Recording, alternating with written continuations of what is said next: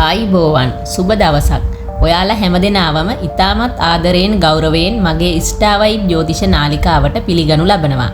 ඉතින් මම අද බලාපොරොත්තු වෙන්නේ ජූලි මාසයේ ග්‍රහ ගෝචරය අනුව කන්‍යා ලග්නෙහි ඔබට ඇතිවන සුබ අසුබ පලාපල සහ කළ යුතු වත්පිළිවෙත් ගැන ඉතාම කෙටියෙන් විග්‍රහ කරන්න. ඉහත රූප සටහනේ දැක්වෙන්නේ කන්‍යා ලග්නෙහි ඔබගේ ජූලි මාසයේ ග්‍රහ ගෝචර ගමන. ඒ ගැන සලකා බැලීමේදී ඔබගේ ලග්නාධිපති බුධ 10 වැන්නේ ස්වශේෂ්ත්‍ර බලයෙන් බලවත්ව ගමන් කරන නිසා බුද්ධිය සහ තීරණ ගැනීමේ හැකියාව ඉහළ යනවා. ගුරු සහ සිකුරු ග්‍රහයා ඔබගේ 11 වැන්න වන අයස්ථානයේ ප්‍රබලව පිහිටා තිබීම නිසා ධනය අතින් ඉහළ යාමේ වාසනාවත් උදා කරනවා.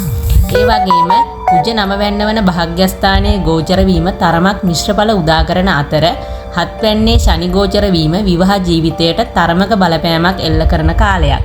අවසාන වශයෙන් රාහු 6 වැන්නේත් කේතු 12 වැන්නේත් ගමන් කිරීම සතුරන් හා රෝග මර්ධනයට ඊටාම සුබවන අතර ආධ්‍යාත්මික දියුණුවටත් මඟ පාදනවා. දැන් අපි බලමු මේ ග්‍රහ ගෝචරයෙන් ඔබට අත්වන සුබ ප්‍රතිඵල මොනවද කියලා. ඔබගේ 10 වැන්න ගැන සැලකීමේදී නව රැකියා බලාපොරොත්තු වූ අයට ඊටා ඉහළ තනතුරු සහ වරප්‍රසාද සහිත රැකියා හිමිවන කාලයක්. ඒ වගේම උසස් වීම සහ වැටුප් වර්ධක බලාපොරොත්තුවෙන් සිටි අයට සුබ ආරංචි ලැබෙන කාලයක්. රාහුගේ බලපෑමෙන් මෙතෙක් ඔබට රැකියා ස්ථානයේ තිබූ කුමන්ත්‍රණ, ඊර්ෂ්‍යා සහ බාධා සියල්ල විවර්ත වන කාලයක්. 11 වැන්නේ ගුරු සිකුරු ගෝචරයෙන් කිසිසේත් බලාපොරොත්තු නොවූ මාර්ගවලින් ධනය ලැබීමේ ඉඩකඩක් පවතින අතර පැරණි හිඟමුදලක් ලැබීමේ අවස්ථාවද හිමිවනවා. ව්‍යාපාරවලින් වෙනදාට වඩා වැඩි ලාභයක් උදා කරගත හැකි අතර දේපල ඉඩකඩම් හෝ වාහන මිලදී ගැනීමට තිබූ බාධා ඉවත් වී ඒ සඳහා අවශ්‍ය මුදල් ප්‍රතිපාදන ලැබෙන කාලයක්. ඒ වගේම පර්යේෂණ කරන උසස් අධ්‍යාපන ශාස්ත්‍රවල සහ විශේෂයෙන්ම වාණිජ්‍ය තොරතුරු තාක්ෂණය හෝ ලේඛන කලාවේ නියුතු අයට ශිෂ්‍ය ශිෂ්‍යාවන්ට ඉහළ ජයග්‍රහණ අත්වන මාසයක්. දැන් අපි බලමු ඔබට මේ ග්‍රහ ගෝචරයෙන් ලැබෙන අසුබ ප්‍රතිඵල මොනවද කියලා. 7 වැන්නේ ශනි ග්‍රහයා ගෝචර වීම නිසා සහකරු හෝ සහකාරිය සමග මතභේද, අනවශ්‍ය සැකකිරීම සහ දුරස් වීම ඇතිවිය හැකි කාලයක්. සහකරුගේ හෝ සහකාරියගේ සෞඛ්‍ය තත්ත්වයේද තරමක් දුර්වල වීමට ඉඩ ඇති කාලයක්. හවුල් ව්‍යාපාර කරන අය තම හවුල්කරුවන් සමග ගනුදෙනු කිරීමේදී කල්පනාකාරී වන්න. විශ්වාසය බිඳ වැටීමට පුළුවන්. ඒ වගේම ඔබගේ කේතු ග්‍රහයා 12 වැන්නේ ගමන් කිරීම නිසා ආගමික කටයුතු හෝ පුණ්‍ය කටයුතු වලට වියදම් අධික වන අතර කුජගේ බලපෑම නිසා අනවශ්‍ය ගමන් බහුල වීමෙන් මුදල් නාස්ති විය හැකියි.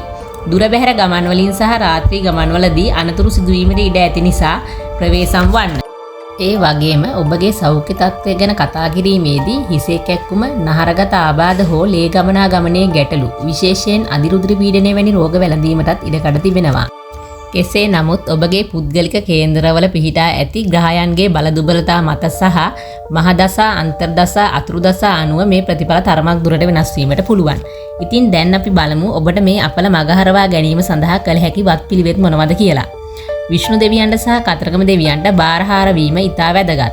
ඒ වගේම දින 7ක්, 14ක්, 21ක් බෝධි පූජා තබා සෙනසුරු අපල දුරු වීමට සෙත් ප්‍රාර්ථනා කරන්න. ඒ වගේම සෙනසුරාදා දිනයක සවස බෝධියට නිල් මල්, එළඟි තෙල් පහන් 7ක් දල්වා ශනි අපල දුරු වීමට ප්‍රාර්ථනා කරන්න. ගැබිනි මවකට හෝ කිරිදෙන මවකට අවශ්‍ය පෝෂදායී ආහාරයක් හෝ ද්‍රව්‍යමය ආධාරයක් දන් දෙන්න. සෙනසුරාදා දිනවල කපුටන්ට එළඟි තෙල් මිශ්‍ර කිරිබත් ආහාරයට දෙන්න.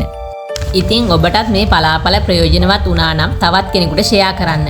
තවත් මේ වගේ වටිනා ජ්‍යොතිෂ වීඩියෝ නැරඹීමට කැමති නම් subscribe කරන්න.